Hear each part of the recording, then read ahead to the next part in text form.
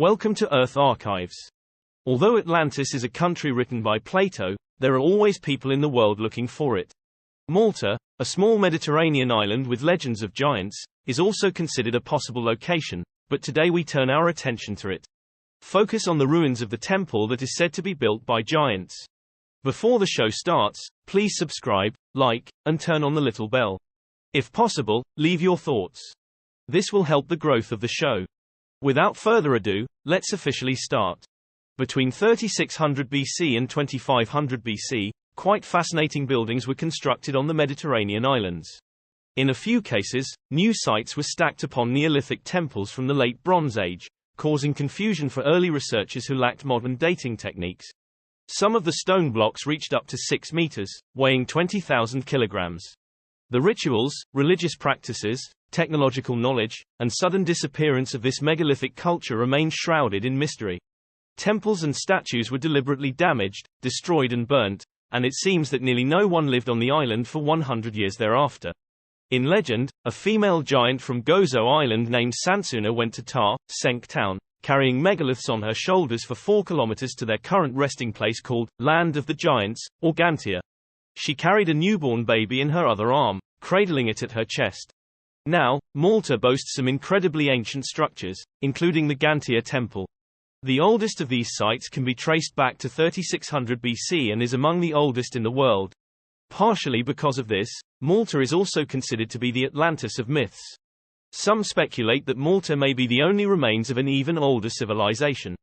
According to the legend, when the city of Atlantis was destroyed due to its own experiments on the Earth's natural forces, the land constituting Atlantis fragmented and sank into the ocean. According to the Bible, in 60 AD, the Apostle Paul, accused of religious rebellion, was en route to appeal to Caesar in Rome when his ship encountered a storm. Paul's ship wrecked on Malta, allowing him to swim to safety.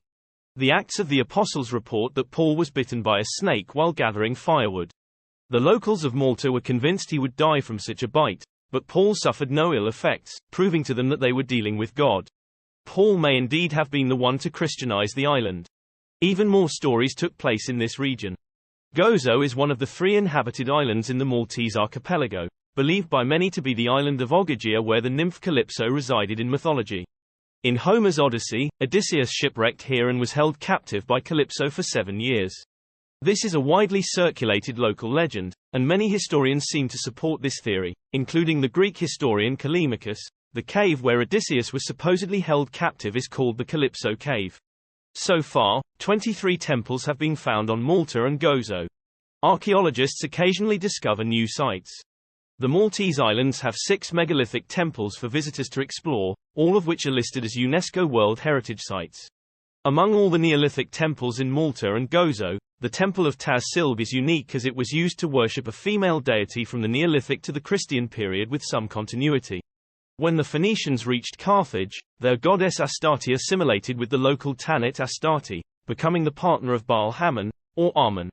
Tanit is the opener of the sun's path at all of its stations, controlling the daily rise and set of the sun, as well as the different locations of the sun's rise and set on the horizon throughout the year, especially at the equinox and solstice. Ta Cenc was established around 700 BC. Even though it was renovated by the Phoenicians, the remnants of the old temple remain in the new one. Romans Romanized Tanit into Juno Caelestis and built a temple for her at Ta Cenc. This site was named by Cicero in the 1st century BC, who wrote in his In Verum 70 BC, that this temple was revered by everyone, including pirates and the Numidian prince. However, at the time, Verres, the governor of Sicily, was accused of stealing some of the treasures from the temple. By the Byzantine period, this temple had been converted into a Christian basilica. The basilica was built in the courtyard of the temple, accessible through a porch. This square building had 3 naves and an apse on the east side. The prehistoric megalithic temple was repurposed as a baptistry, with the baptismal font positioned in the center of the ancient structure. The church soon fell into disuse after the island's capture by the Arabs around AD 870. Afterward, the site was used as a quarry with stones removed from the original structure.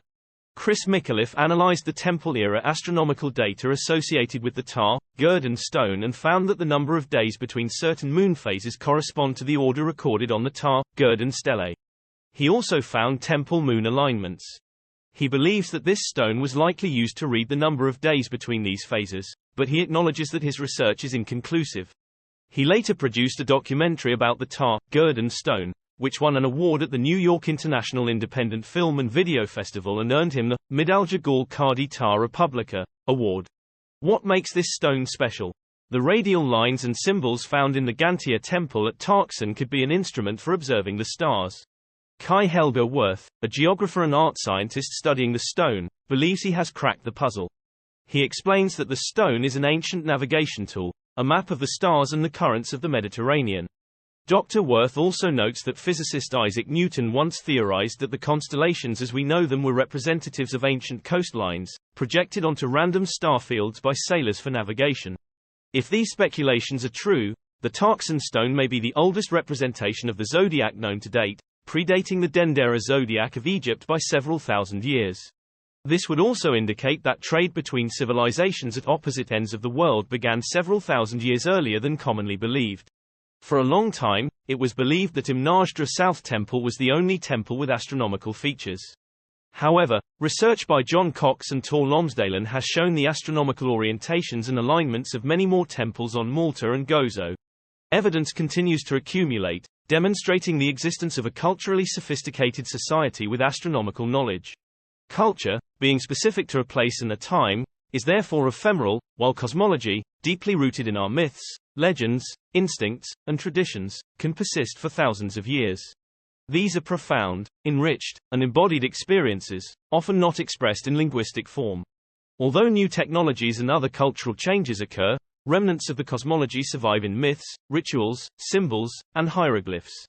Research has shown that the entrance to the Imnajra South Temple is aligned with the sunrise on summer solstice and the equinoxes. On the summer solstice, the first rays of rising sun illuminate the vertical standing stone of the left apse. On the winter solstice, the first rays of the rising sun illuminate the vertical standing stone of the right apse. During the equinoxes,